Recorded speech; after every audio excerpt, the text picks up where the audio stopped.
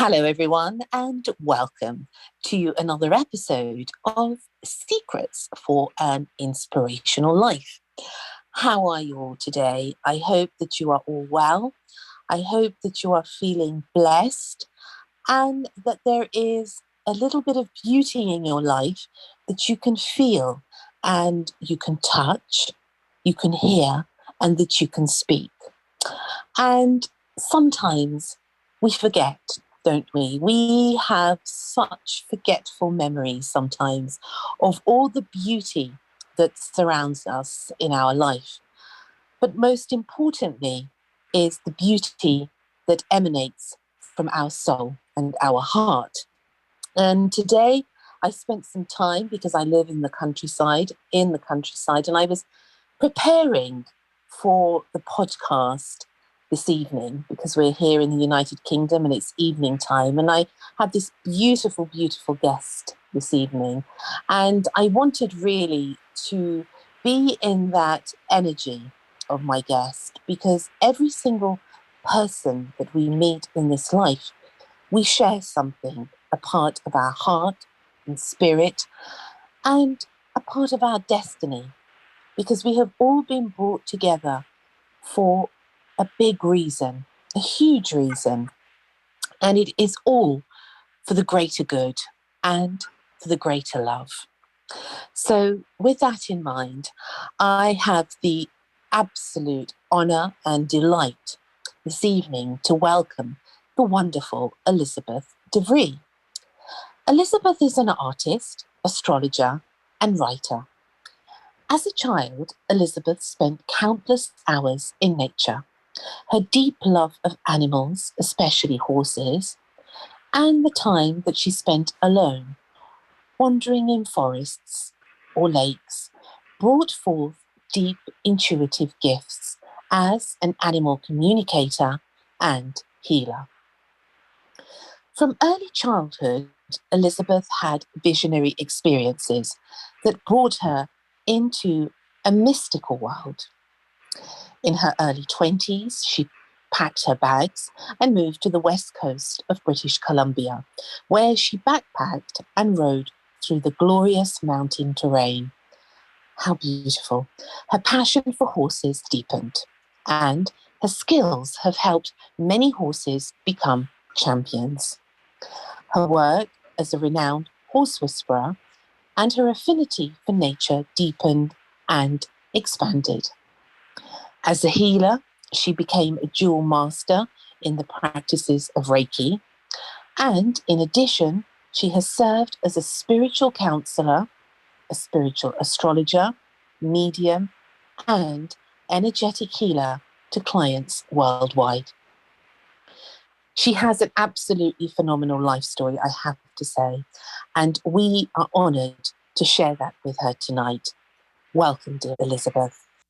Thank you. It's a great pleasure to be here. It's hard to believe you're across that pond, but I feel joyful to be here, and I had such a good feeling when you invited me.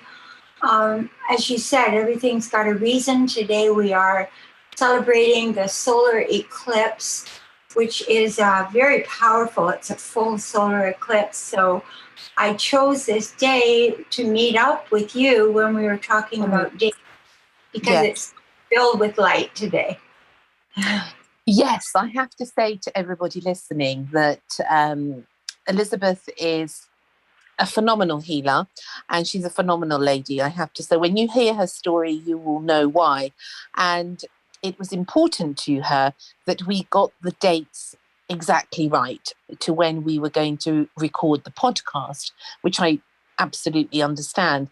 And that also sort of leads me on to say that everything has its divine timing, especially our meeting tonight.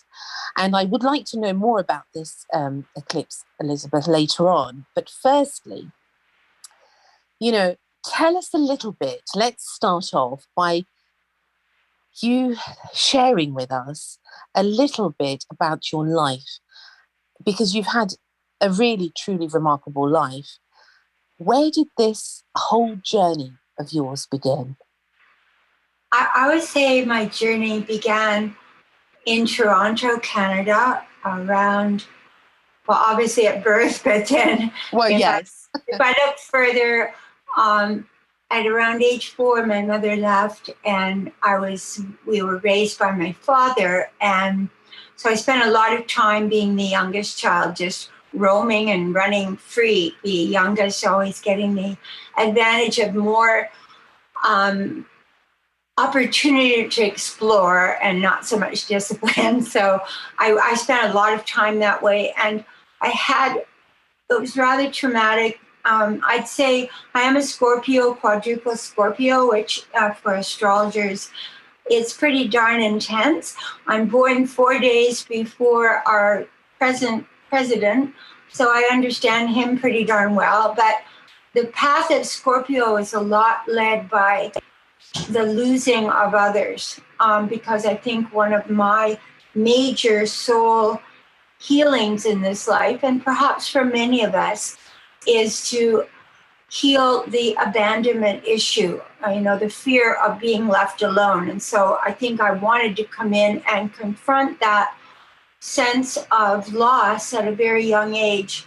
And I was fortunate that I was a visionary child.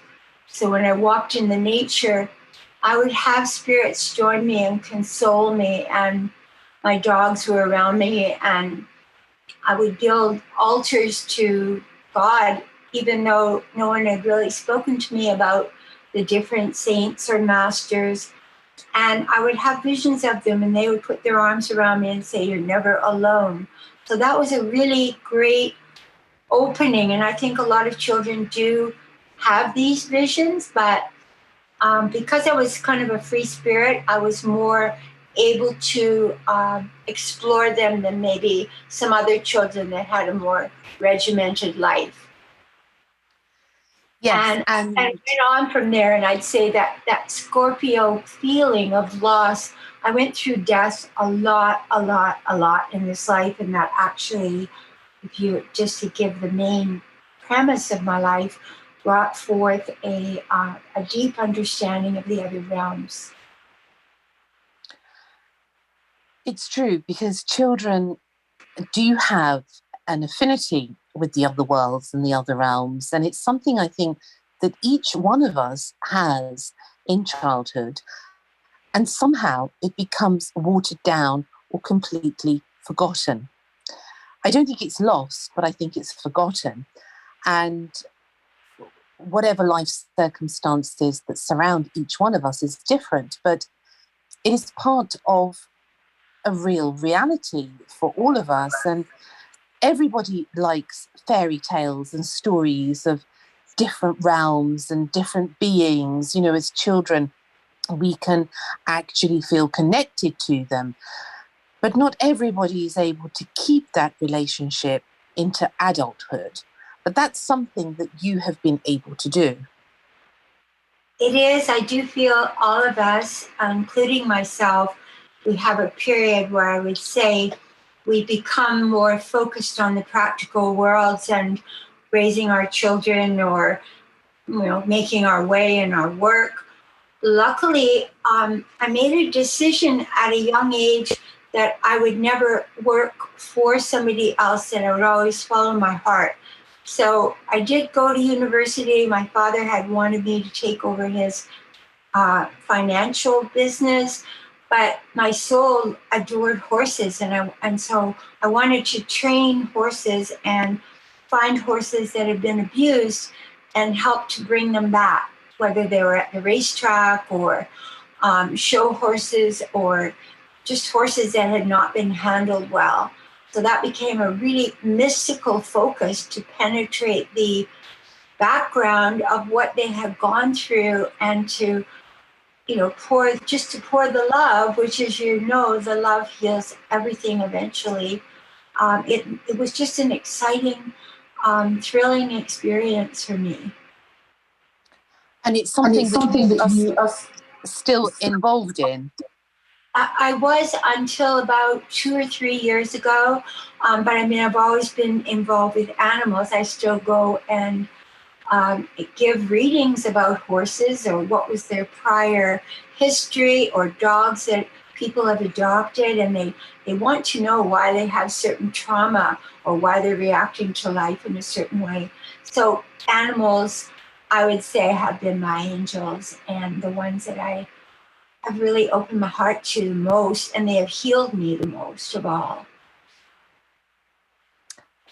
It's absolutely the way, because I do feel that I always had a strong affinity to animals, and somehow, although I love people, it is really animals, I think, that have taught me some of the greatest lessons in my life so far, in that they have been the most compassionate and the most loving of beings.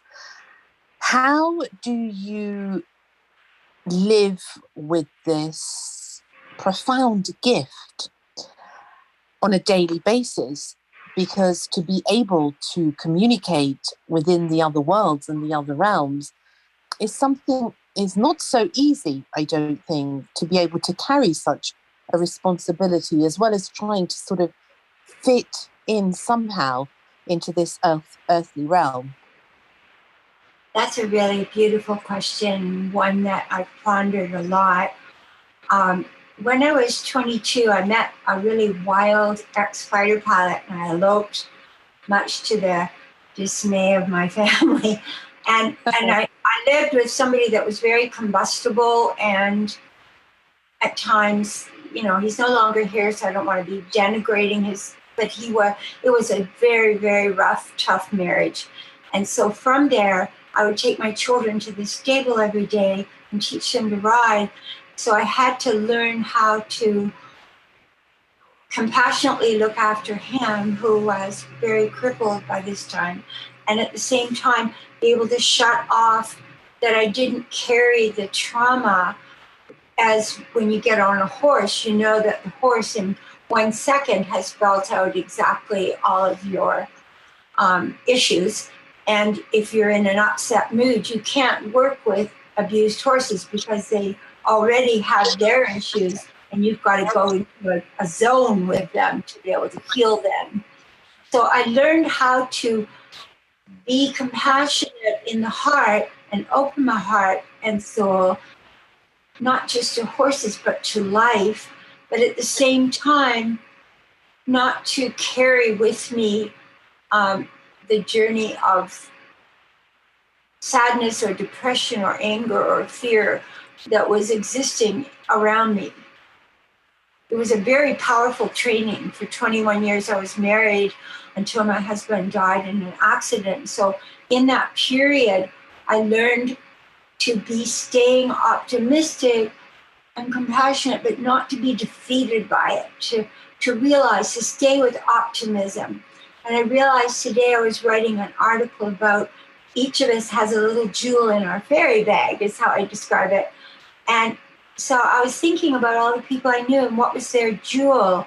Because when we meet people and we help them discover their jewel, it's part of us too, because they're part of us. So we're adding these little jewels to our bag every day. But I realized my jewel was optimism, that somehow I've always been optimistic, always been happy.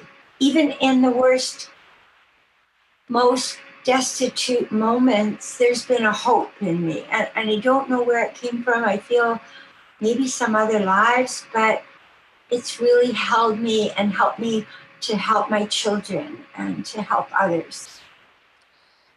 In a way, it's like an eternal flame that sort of lingers through lifetimes. Yes, that's great. I like that. Yeah, that doesn't fade. And somehow inside of us, we know that whatever happens in our life, somehow that we have to keep this flame burning. So true. And the hardest thing, I went through the death of 3 different mates very suddenly, just bang. And I went through the death of my parents very young. And then the hardest death, I had 2 stepchildren and 3 children that I had born, and 2 of those children died.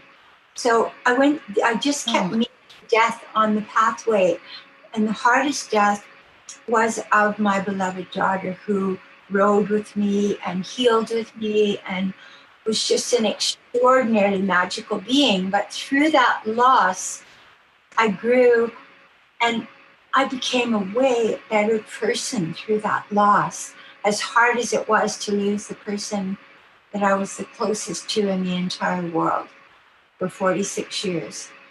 It was a real journey with her, and I did home hospice with her, and it was this incredibly agonizing, ecstatic journey. I know you speak of it so bravely and so humbly. And I read something that you wrote about your experiences of your life. And I have to say, I wept. I did. I truly did. Because the hugeness of your spirit, Elizabeth, to be able to carry such a grief and such a loss, and yet to bear it with such humility is astounding. Words Well, fail me, really. I do feel we all of us, I don't want to put myself on any pedestal. I think we all have, and I'm sure you probably would agree, a wound when we come in of some sort. Mm. So, what is the wound? My wound, I feel, I don't want to focus too much on my wounds because I like to focus on the beautiful part of people, but with myself, I would say it would be abandonment. So, what did I do? I went through sudden death after sudden death after sudden death, and then had to separate physically from my beloved child and my stepson.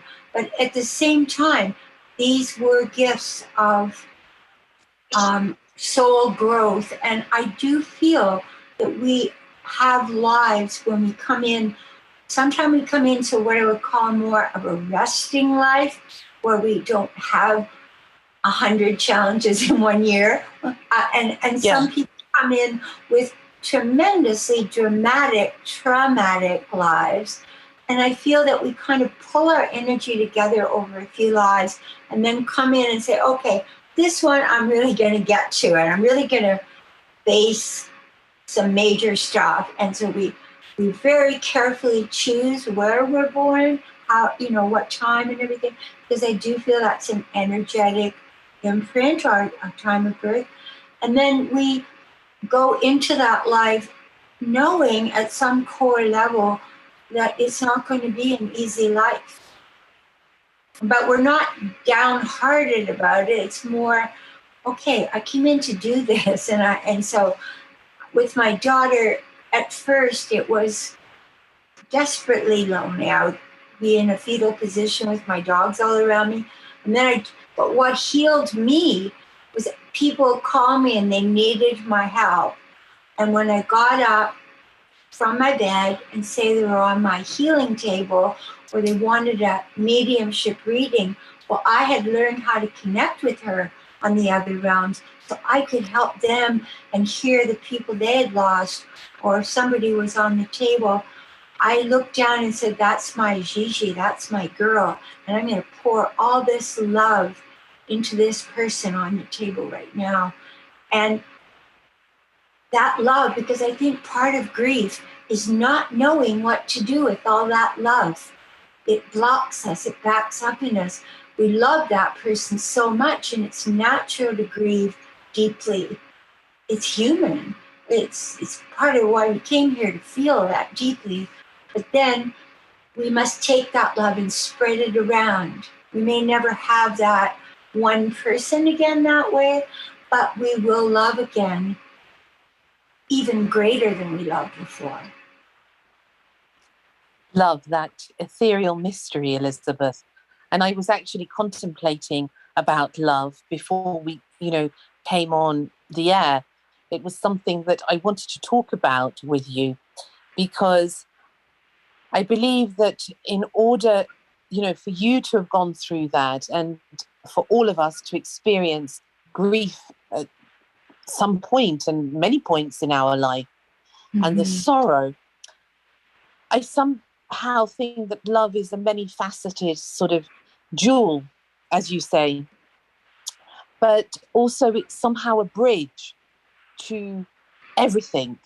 It is the It is. bridge to salvation, the bridge to rebirth, the bridge to everything that can save us. And then sometimes I think to myself, well, are we the bridge? Actually, is it us? Is it us? Because it is us that is love.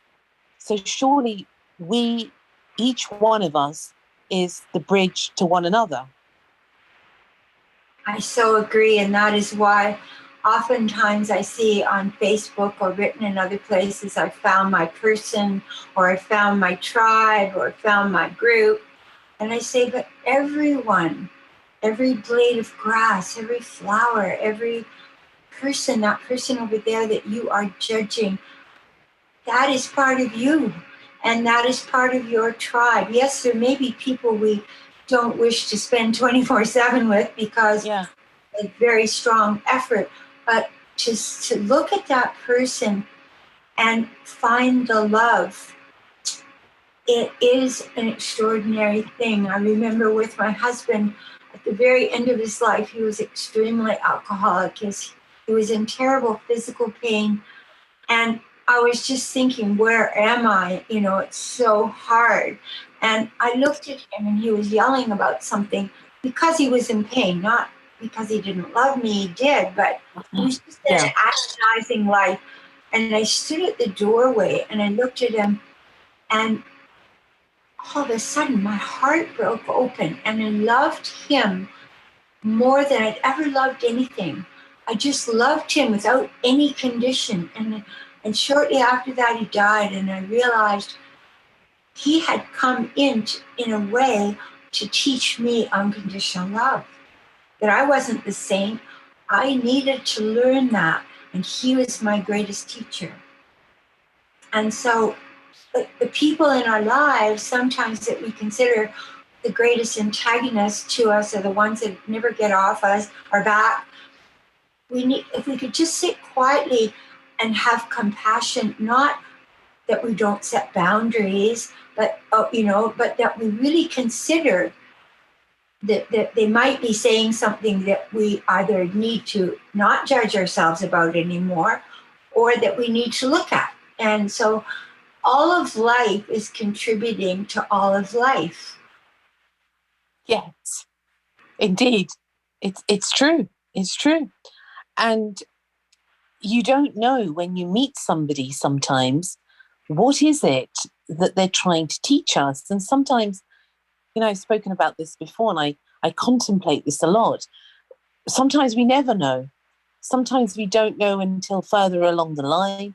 Sometimes it is not important in this earthly form. It is more on the spiritual realm that is Mm-hmm. important to know. And to get to know more of that side of us, I think that is the most important thing, is to be able to acknowledge the fact that we are spiritual beings in this earthly physical form. And this togetherness that you speak about, Elizabeth, in that we are all somehow connected. And I think it's when we forget that we are connected, is when we truly, as people, as beings, as mankind, as whatever, truly suffer, is that when we forget that we are so innately connected. Yes, so true. And I think if you carry that even a step further, that ignorance is the source of suffering. Because sorry, that's one of my dogs. Yeah, that's okay. Ignorance is the source of suffering if you think about it, because the ignorant part of us is not realizing that everything is energy, and that all energy is emitting and absorbing um, endlessly, infinitely, right? Like the ocean, like the pebble in the ocean. So we're all Yeah. affecting each other. And people think, when Gandhi said, heal yourself and you heal the world, it sounds like a new age truism, but it is true. If we heal ourselves, and we all know that, everything around us changes. Everybody around us changes. It's true. And we could just even take it from the most simplest thing of when we are in physical pain. And when we're in physical pain, we don't want to do anything. We don't want to feel anything for anybody. We're totally focused on the wounded part of us. But when that pain is taken away from us and we go through a process of healing, then, love shines its light literally and leads the way. It is the point of where that healing happens, is where this divinity enters us. I love that. That's just so beautiful. And I totally concur. It's just, and what I think is so incredible is that we are at, each of us, at a different vibration of our being. And throughout the day, we fluctuate in vibration. Like sometimes in our day, we're stronger vibration than others where we're more retiring back with our vibration. It's not so strong. So we have cycles even throughout the day, even throughout the hour, and if we're really in tune with ourselves, we ebb and flow with the day, not according to a regime, but more according to the sensitivity of when it's good to ebb and flow.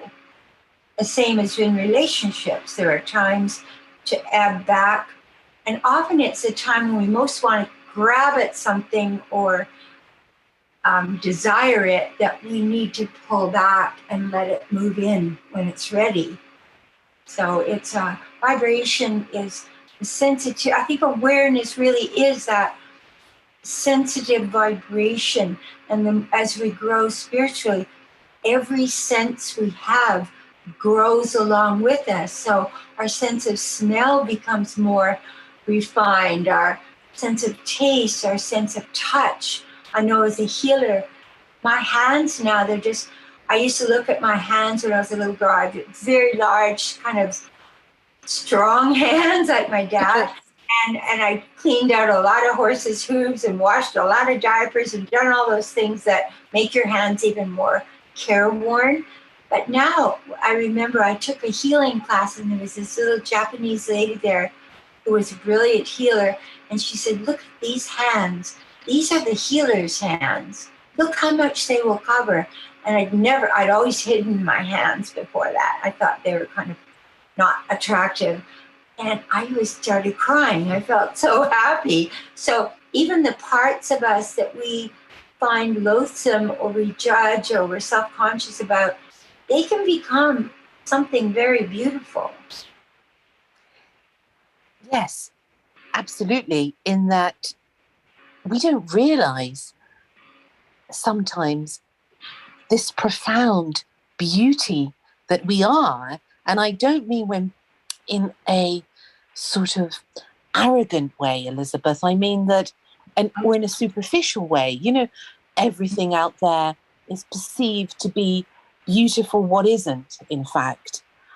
It is a false sense of beauty, a false sense of a facade in a way. But what is really beautiful, things that, for example, you're talking about now, the beauty of your hands and how that has helped so many people and continues to help. And it's something maybe that we're asleep to, or are we afraid of that beauty? So true. I remember a man I was with for 10 years that had a very beautiful, kind soul. And one day he was out walking in downtown Vancouver, and he came back, rushing back. He goes, come with me, dear. I want to show you the most beautiful woman I've ever seen. And I was, part of my Scorpio was like, oh, okay. And the other part was like, all right. And so I went, and here was this woman around 90, and she was feeding little squirrels, and her face was translucent with such a beauty. And I looked at him and I thought, oh, that's why I'm with him. Because what he was seeing was so beyond anything, whether she had the arthritis or whatever she had. He just saw this radiance that she had achieved through having lived a life of constant growth and love. What a way to live a life, through love and Yes. this acceptance of life in all its glory.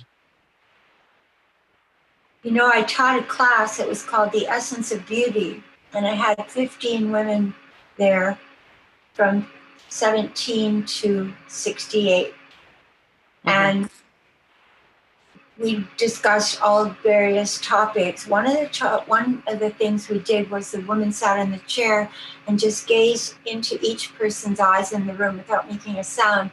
And people wrote down what they saw as her specific essence in this life. And it was so beautiful, what they discovered, and how so much was congruent with everybody else, you know. And the woman felt so beautiful. The women, by the end of this 8-week class, they truly felt beautiful in their bodies, no matter their age, their size, their whatever. But the most sensitive class I taught out of all those classes was on voice, because the voice expresses what? Our emotion, our fear, our, you know, it expresses so much. And when it's reflected back to us, we're shocked to hear our own voice.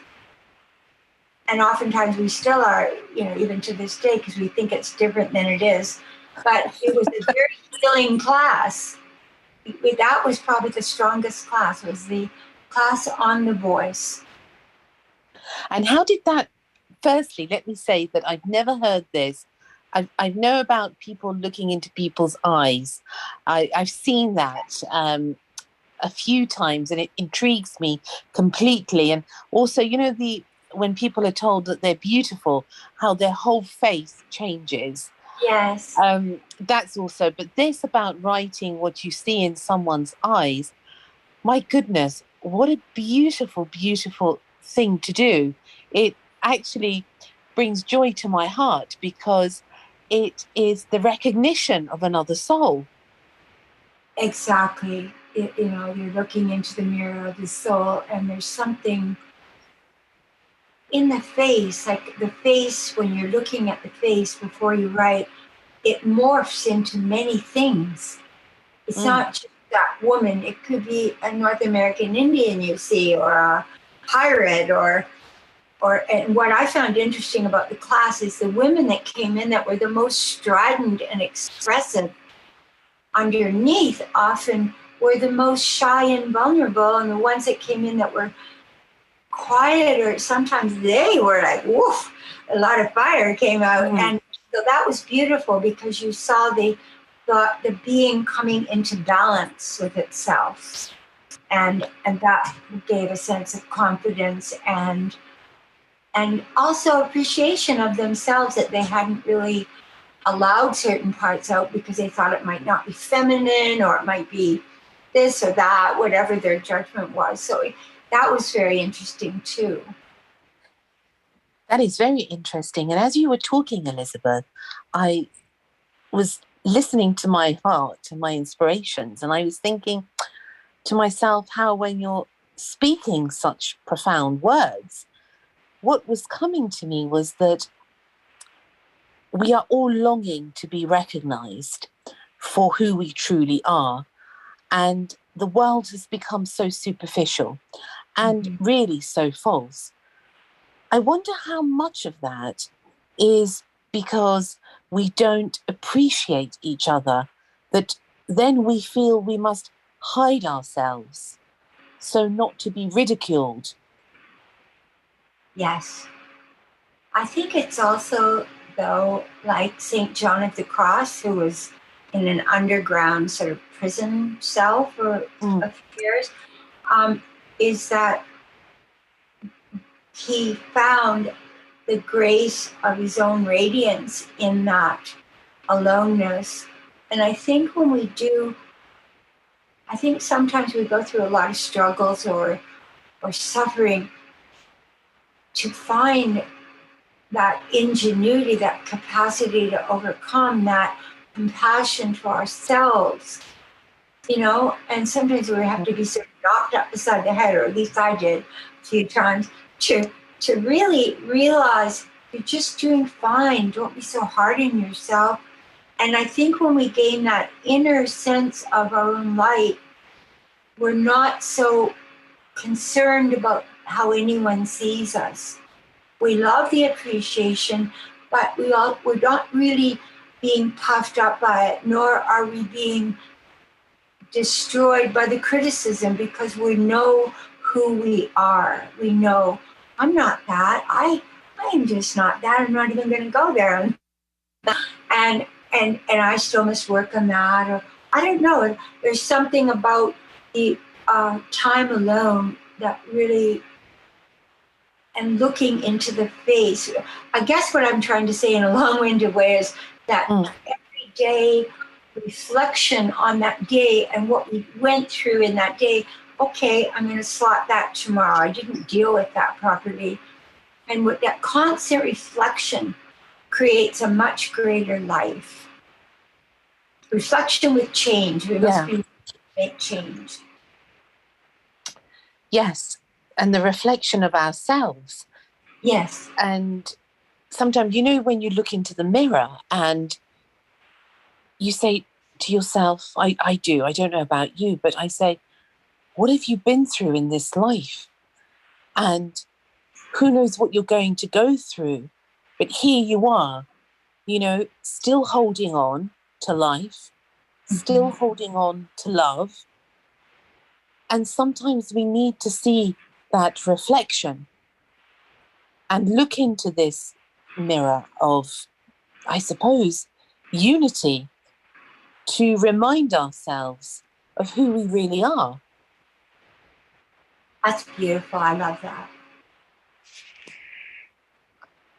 And we are critical, aren't we?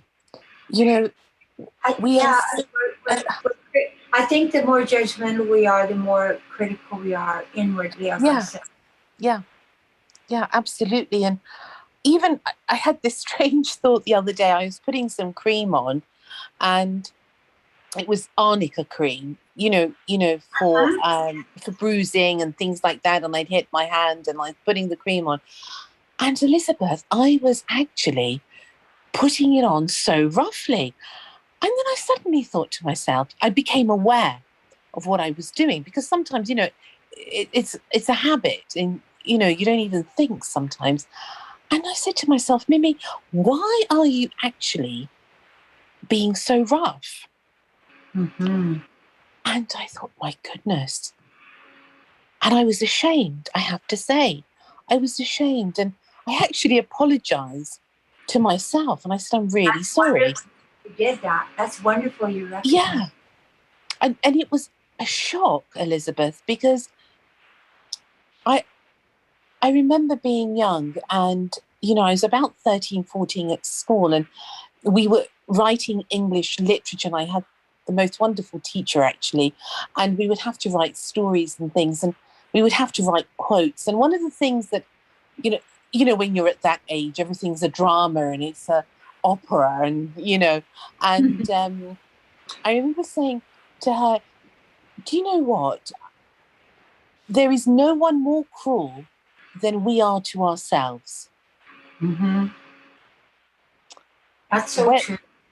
Whether we tolerate cruelty from somebody else, ultimately, that is because we're being cruel to ourselves for tolerating something that disrespects our soul. Yes. But it's a lifelong lesson, isn't it? I did reach a place. It took me a long time to get to this place, but I did reach a place where if somebody was being loud or abusive, I just sort of stood there. I got time in the doorway with my husband, and I just felt, what is their pain? Like, I went beyond myself, but I wasn't allowing the abuse. I was just trying to understand, what is that pain that this howling is coming from, Mm. And in myself, when I get, I think I'm going along doing really great, and then one day I'm just freaking out all day. And I'm like, you still got a long way to go, girl. But As you do, yes, yeah, I but understand. our days, I mean, especially if we're intense and we acknowledge our intensity, oh my gosh. Yeah.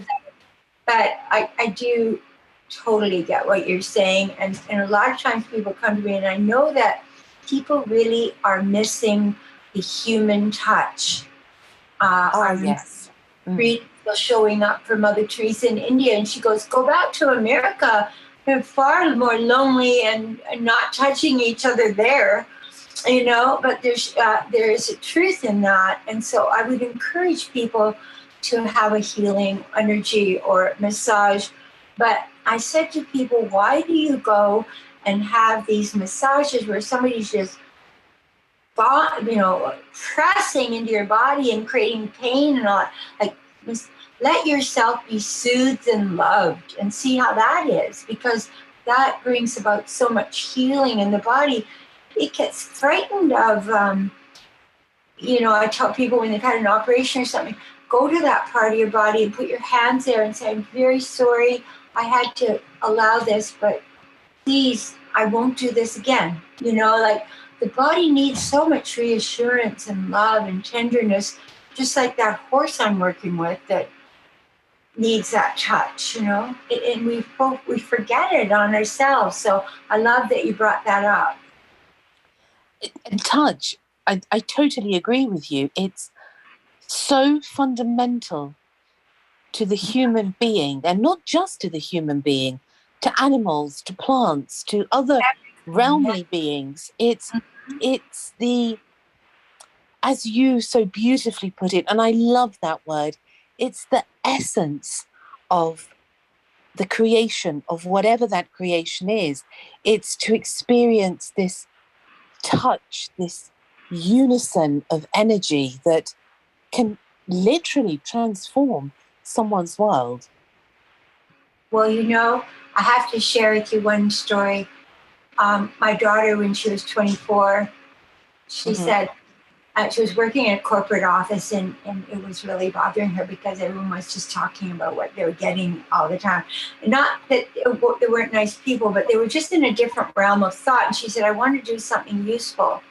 So all three children and myself, it was when AIDS first came out, and nobody would touch the AIDS patients. They were all like pariah. They were going in with gloves and masks and coats and everything.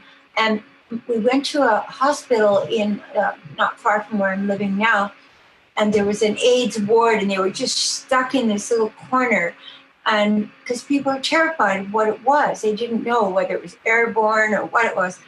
And my daughter went in, and she said, I'm not putting that on, I'm not doing that. And she took them in her arms, and she massaged them, and she kneaded their feet, and we brought them home, and she would change their diapers. And I mean, she was just incredible. She was like an angel to them. And we sat there for a year every night. And I think going into hospice or working in meeting people and seeing them as they are about to fall is the most powerful experience for both sides. And we did that with 18 different young men who were mostly from the streets of Los Angeles or drug users or male prostitutes. But they were the most beautiful. I learned so much from these young men. And she was the one with the flag going in there. And my other two sons came with me. And it was just extraordinary experience. And she said one day, she said, I'm not going to be on the earth very long. And she said, one day, I've learned how to die by looking at these men. Oh. And this was about 22 years before she crossed. And I'd always known she would leave young because I had been told. But it was really beautiful to see her compassion. It was just so beautiful. And she was done. She had finished what she came to learn. She was a very magical girl. She taught children all about trees and flowers and fairies and all of that. So she would lead the earthscape. You know, she loved all that. You would have loved her. So she... what a beautiful soul. Yeah, she was a really beautiful soul. And I just feel the capacity for dealing with the giant is something we've kind of put on a shelf or put people in another room, you know. But it's a very deep experience to go through that. And we should look at death because it will give us an understanding of how to really live. I totally agree. It's something that I saw my friend today, and he lost his mum and he lost his cousin within a week of each other. And I saw him and I said, "Is everything okay?" And he said, yeah, I'm just busy, busy, busy, busy, busy, busy. And I said, "Are you sure you're okay?" And he sort of looked at me and he was sort of, his face didn't emanate a light. It was, his whole being was very dark and subdued. And I thought, I have to say something. So I thought, well, he's not going to admit it directly to me. So I said, so how are things? And I hadn't seen him for a few months. And he said, yeah, you know, I'm busy. I said, yeah, you've said a few times now. And he said, yes, I'm just busy, busy, busy. And I said, why? I said, what do you mean? He said, you know what I'm like. I'm always busy. And I said, well, what are you running away from? And that was quite a direct thing to say. And he said, well, you know, Mimi, even if I die today, I really don't mind. Just like that, he said it. And I said, well, don't say that. And I had tears in my eyes. And because I had started to cry, because I really felt him, he began to cry. Mm-hmm. And I stopped and he said, don't cry. He said, I'm not going yet. Which I thought was such a strange thing to say. Mm-hmm. And he said, I just miss people that I love. And we had this moment where the worlds collided in a way, and I totally felt what he was going through. It reminded me of things that I had gone through, and these tears were sort of, I suppose, the release of this sorrow. And he said, but Mimi, you know, and he's not usually very sort of deep in these things. He said, but you know, we are just a body, and ultimately it is the soul that matters. And we've never spoken like this before.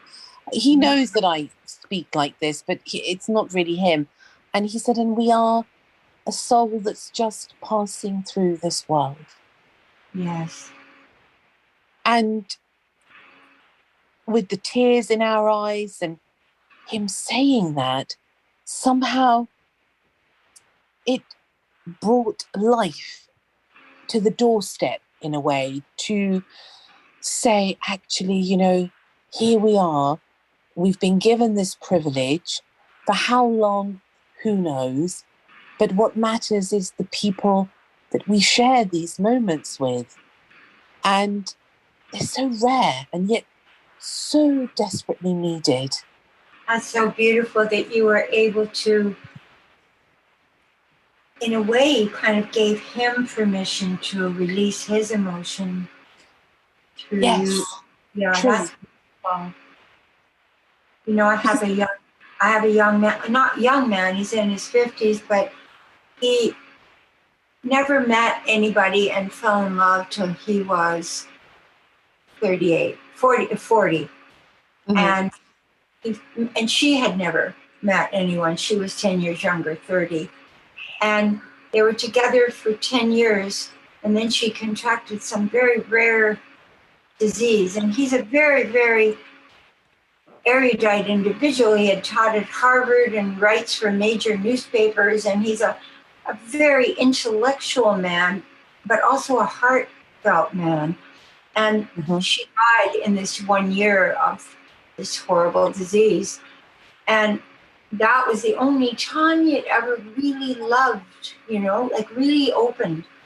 And so he called me as a medium to talk to her.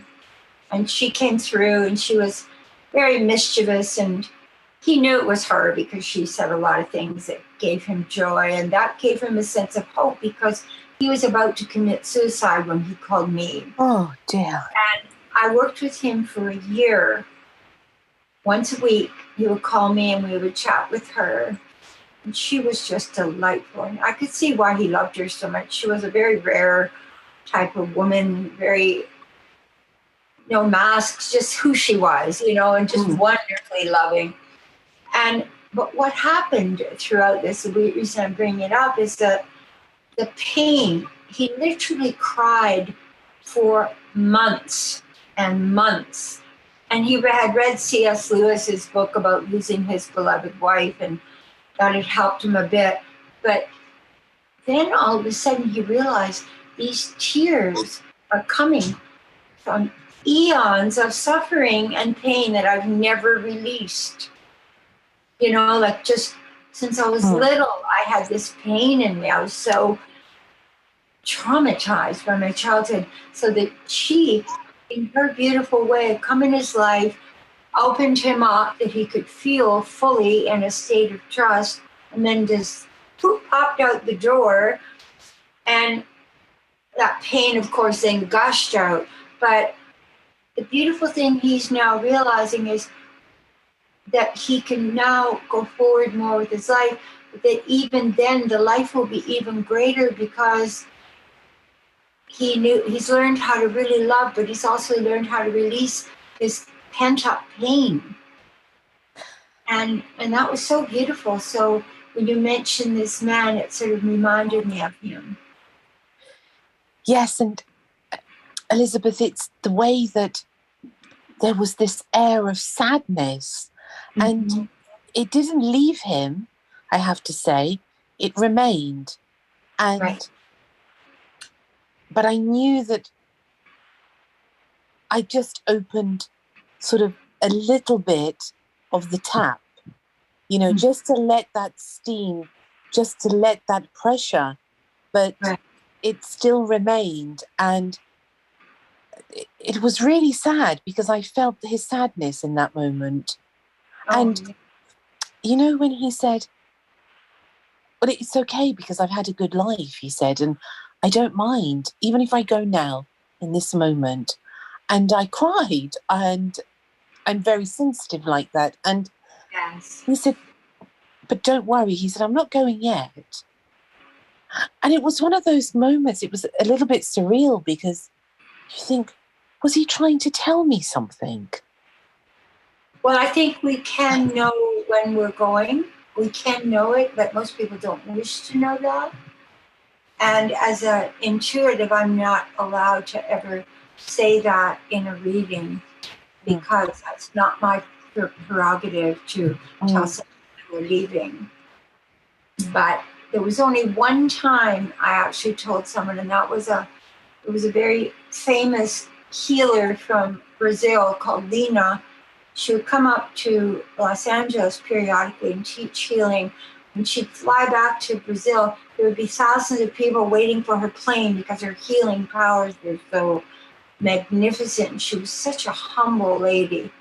And she'd been doing this for years and years and years. And I had been brought out to meet her. And my friend said to me, she wants to meet you. She has a very important question to ask you. And by this time, she was in her 80s. And she lived in a very humble little place. She never wanted any kind of payment, or she wasn't ostentatious in any way. She was just just a conduit for God's energy, And so I went out to this little house, and in the back room she was sitting, and she said, I want you to tell me when I'm going to die. And I was told always very strongly, never do that. So they said, this one time you can tell her. So I told her February 12th, whatever the year was. And she took a little piece of paper out of the drawer, and she was deep intuitive. And it was that date written on it. And she said, the only reason I wanted you to tell me, because she goes, I have no fear of crossing. I wanted to know how soon I had to get my house in order and if I was right. But that's the one and only time that I've ever said that to somebody. But she was a very powerful soul, and it was a different experience with her. Yeah. And we don't know. We really don't know the length of time that we spend with people. But I always believe that everyone we meet, we have an appointed time with them and an appointed number of breaths that we spend with them. And we cannot go beyond that. We can't go beyond, I truly believe this, in being with somebody when it's the end of our time with that person, the end of the chapter with that person, because I think we both feel it in some way.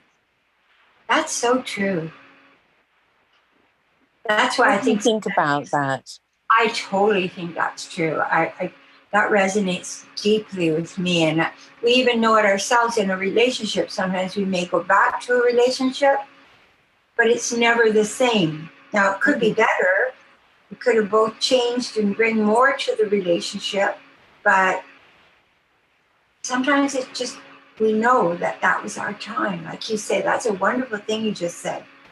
I have to remember that. I've got so many things to remember, Elizabeth, that you've said that have really opened up. Really, honestly, truly, that as you're talking, it's not just the words that you're saying, it's the energy behind it. That it's like when you're telling a story, and as you speak, then sort of horizons open beyond horizons because you have that gift. And it's such a beautiful gift. So I'm really grateful for that because it's made me think about this, in fact, about this appointed time with one another. And sometimes we suffer because whether it be friends or family or partners or whoever it may be, and we think, well, we miss that person and we miss that time. But somewhere deep within us, we know that it couldn't have carried on the way that it carried on. We had our time. When I think of friendships, and one particular friendship that I had for many years since childhood, and it was good and it was wonderful, and there were tormentous times as well. And when it came to the end of the friendship, something inside just closed. It's like the door on that world closed. That's beautiful. That is so. Oh, I can feel that so deeply. I totally feel that. And yet, on the other hand, and this isn't living in the past, it's a way of creating joy out of loss. This morning I woke up and I was remembering with my daughter, because we worked together with abused horses. I was remembering in Canada, the leaves changing. We rode in the foothills of the Rockies, and we'd get these horses, and I could just smell the bran mashes and everything. And then we saddled them up, we took them out in the hills, and sometimes we would hold hands and ride together just because we loved each other so dearly. And it was a sweetness to our friendship, and a fiery Scorpio thing too, because we were both Scorpios. But it was, and I was thinking, oh my gosh, I just revisited this whole ride all in this wild country, and how lucky I was, how lucky to have a memory like that. And that has been a joyful thing. So I prefer now to go into my past and pull out those, or if there's something I didn't look at, because our relationships, even with people that have crossed over, they're constantly evolving. As we grow, we look and say, that's why my mother did that, or that's why my brother did that. But we weren't evolved enough in our wisdom to understand it.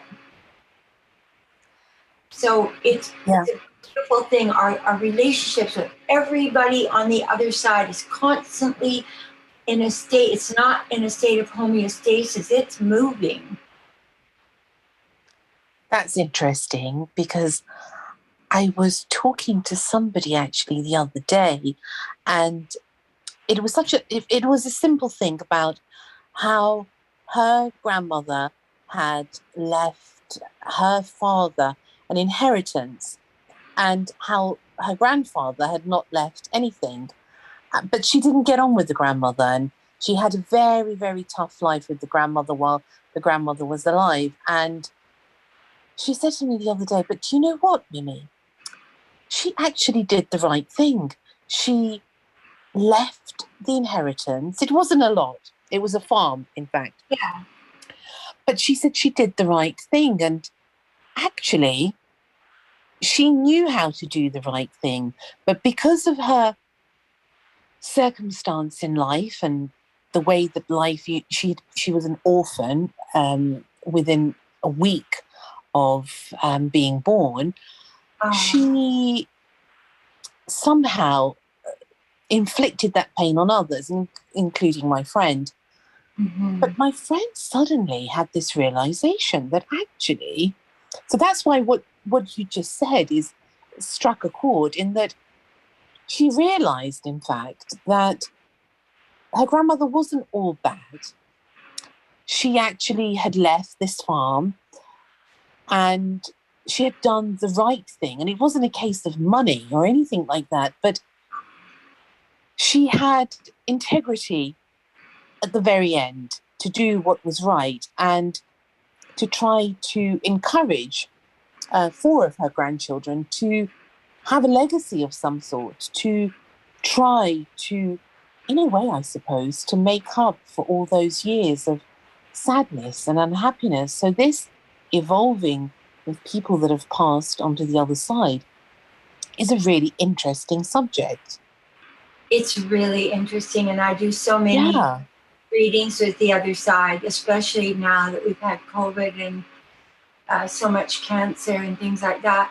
There are so many that have lost somebody, and the capacity to connect with the other realms, it gives people such solace. I know I gave a reading last week, and a woman had crossed, and she had completely denied her family 1 cent of what she had and given it all to a friend, and they were all in an uproar. And I had no idea what was going to happen in the reading because they wanted to talk to her, and that's kind of a sticky one. And she came forth from the other side and said, you know, this was my friend for 40 years. She was like my mate in a way. But she said, I did do the wrong thing. And that was interesting. I wasn't expecting that from her because I had met her in life and she was not a flexible soul. So I guess she had had time to reflect and see suffering it had caused to some of the little children that were struggling and all that. But that was interesting. But that doesn't always happen. Sometimes, as you say, it's the right exactly as it is. But it gave them comfort to at least know her intentions were she loved them, you know, because people associate being cut out of a will as not being cared about at all. So this created some peace in a strange way. I have never ever contemplated this, Elizabeth, until you have brought it up, in that the relationship moves in some way, because ultimately it's a relationship of spirit and soul. Exactly. And the Isn't it? spirits are checking in, and Yeah. you know, like they'll say, oh, that birthday party last week, thank you for leaving me a chair or something. They'll do something, but the people go, oh my gosh, they were there, you know. But the relationship, the conversation is even different, because say, for example, somebody of great prominence here crosses, well, then they have a chance to look at the perspective of many lives and of what they came to learn, and they could have had a life that they're very regretful of. And someone else that, like that flower that people didn't see blooming in the desert, was really lived a wonderful life. And everywhere they went, they touched people's hearts or did little kind things, or, gave a sandwich to the fellow in the corner, or whatever they did with the little that they had.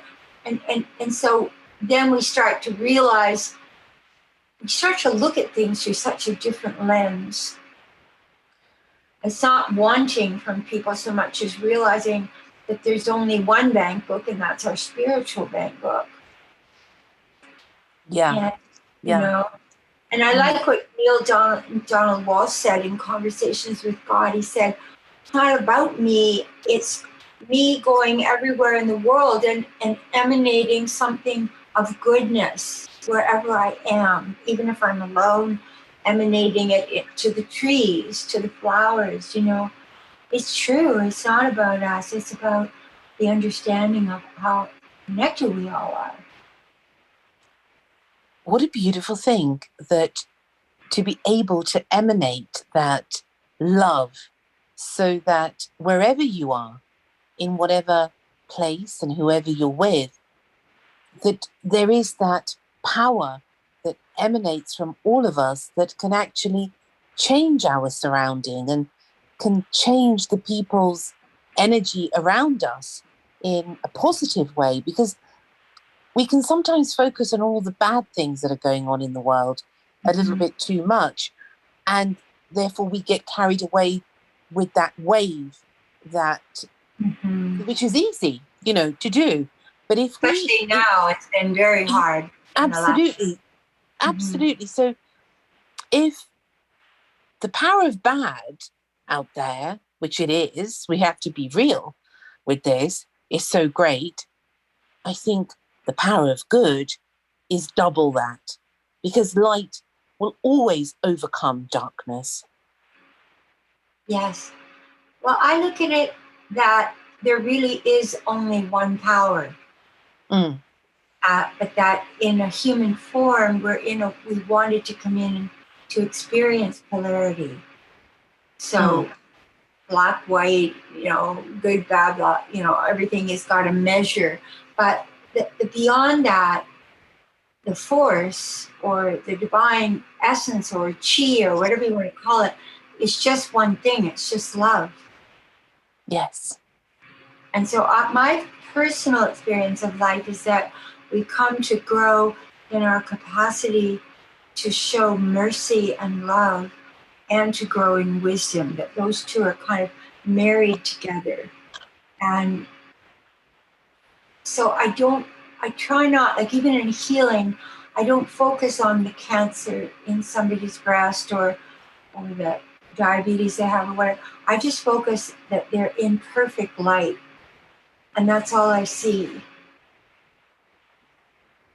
Because the world of polarity is showing me what the negative effects have happened through the body. But I just see the light, and then I let go of what the result will be, because that's not in my hands, and I'm not the healer. I'm just the conduit, So the bad and the good in comparison are still polarity if you think about it. Yes. Because beyond that, there's just love. Yes. And I think the darkness is the absence of love. What we think is the absence of love. But ultimately, there can be no absence of love, because everything is love. Beautiful, yeah. And the darkness is a foil for the light. Like we couldn't see, if everything was light, we couldn't see the tree. Yeah. So it's all one. And so absolutely. Everything is one. Like we're, if we think of that Rumi's idea of the drop in the ocean or the wave, everything is part of that ocean. Like the good and bad, the pollution in the ocean is part of the ocean as much as the light hitting the sea foam, It's like, it's all the ocean. Yes, it is. It is all the ocean. And I love Rumi, and I think he's phenomenal. Really, I do, and he's a personal favourite, and also in the sense that if we think about 70% of our physical being is water, we are literally drops manifesting from this divine ocean of love. Beautiful. And that's what's so beautiful. And I want to just ask you, before we have to go, is about this eclipse, because this is sort of relevant to everything. And I know it's important, you said. So just tell us a little bit, please, Elizabeth, about this eclipse, and really, how can you explain universes in a sentence, but how it is going to affect us, and how these planetary symphonies and movements that are happening right now are really affecting the whole of the world. Well, the interesting thing in this eclipse is that we have the sun and the moon are in the exact same degree and minute of their sign when you have a solar eclipse. So the sun and moon are on top of each other. The sun was at 12 degrees, 20 minutes. And the moon was at 12 degrees, 20 minutes. Now, the United States astrology chart, and in Sagittarius, the United States astrology chart is 12 degrees, 21 minutes. So 1 minute off.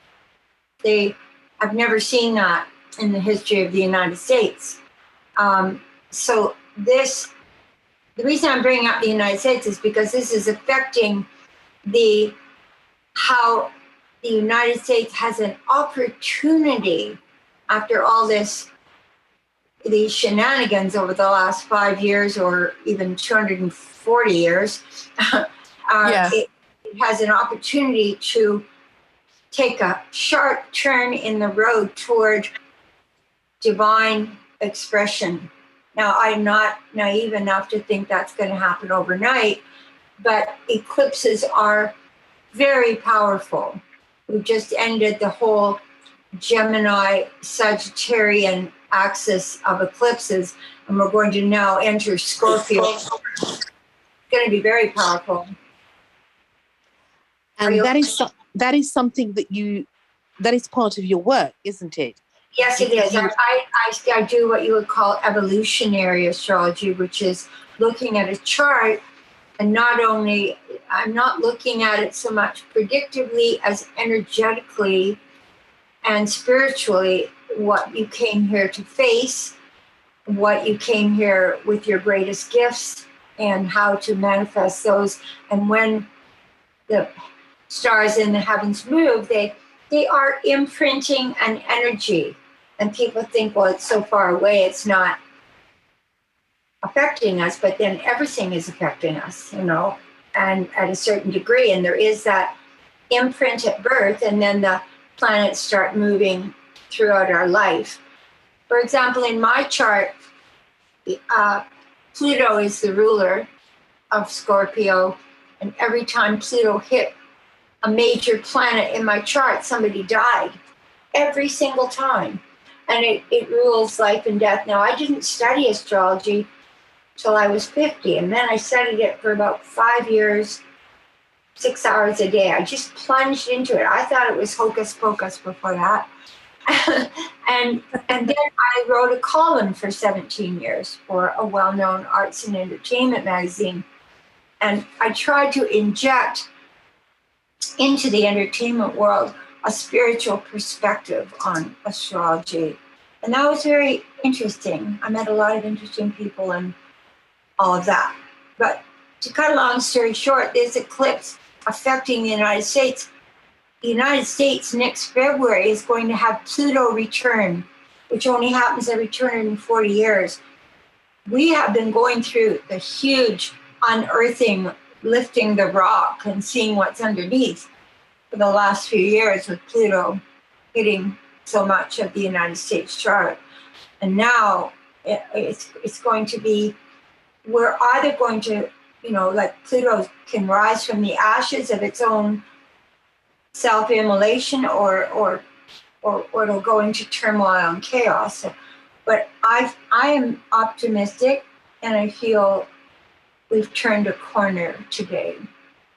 As slight as the expression may be, and of course, not making the United States something better than anybody else, but they do have a lot of power in the world, so that will affect all the other countries, just as the other countries' actions affect us. So Yeah.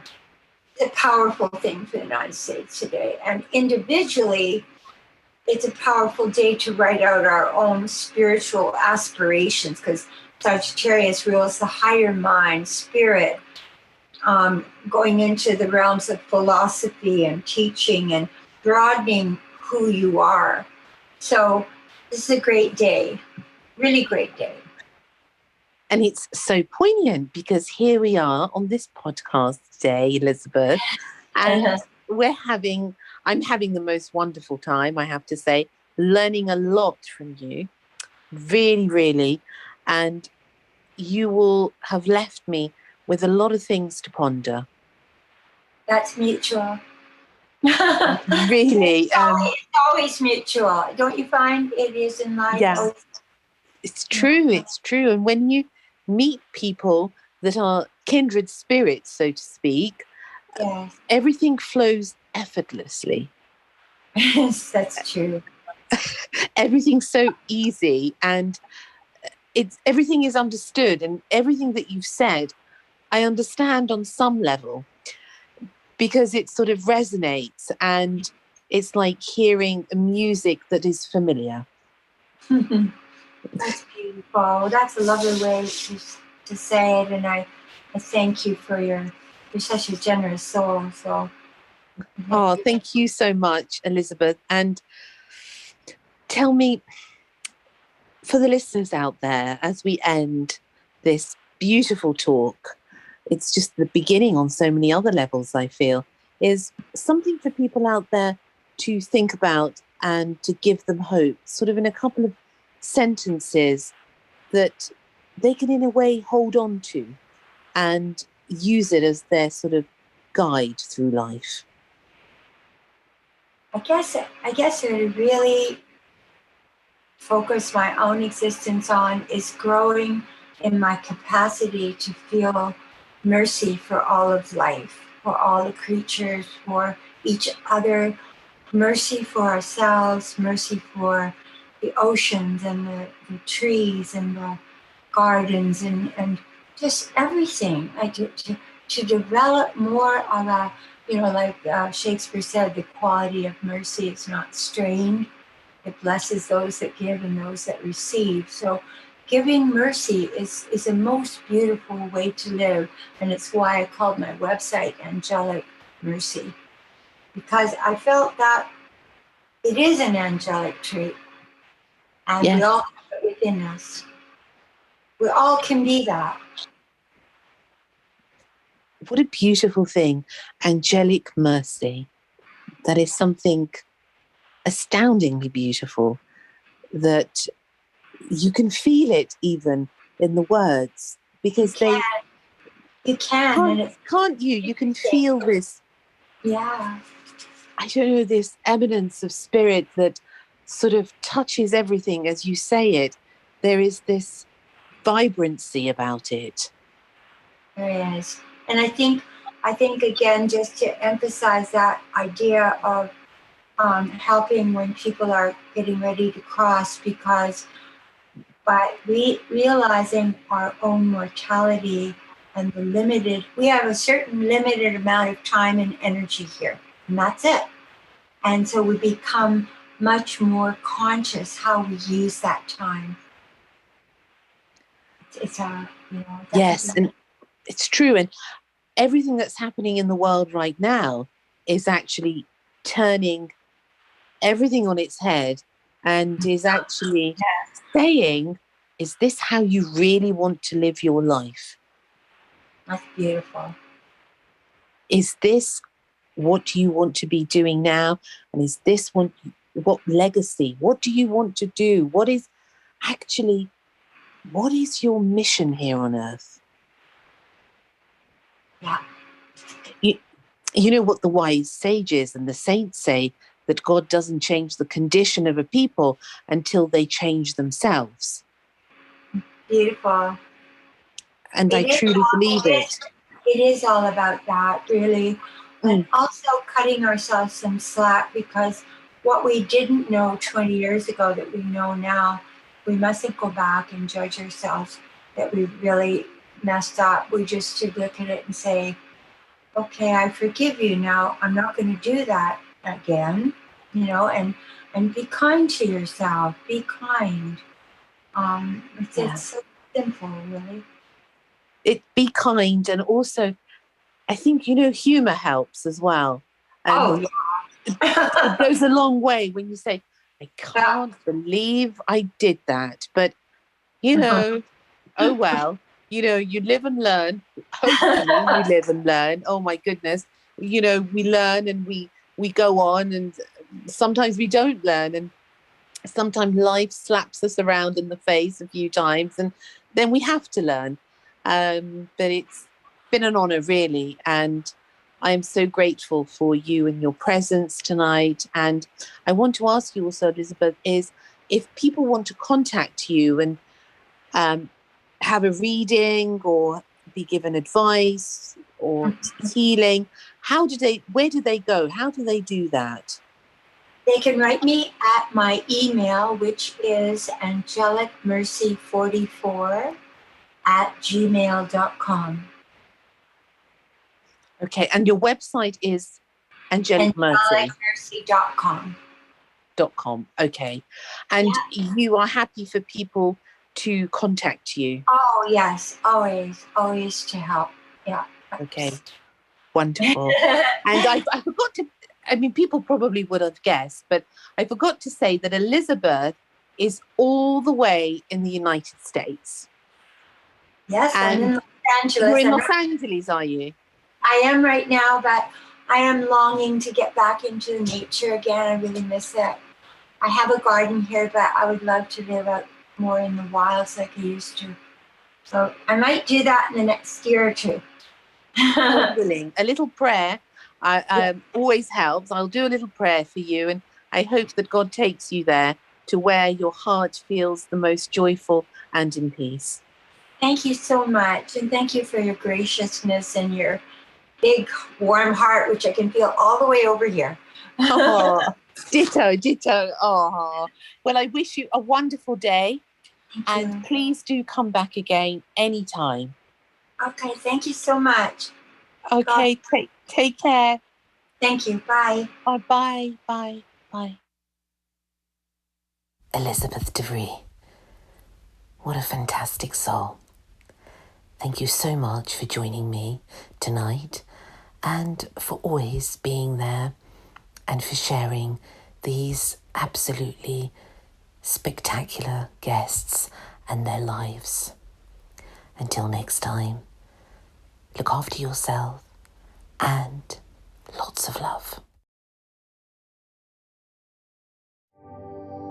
Thank you for listening to Secrets for an Inspirational Life, brought to you by your host, Mimi Novic.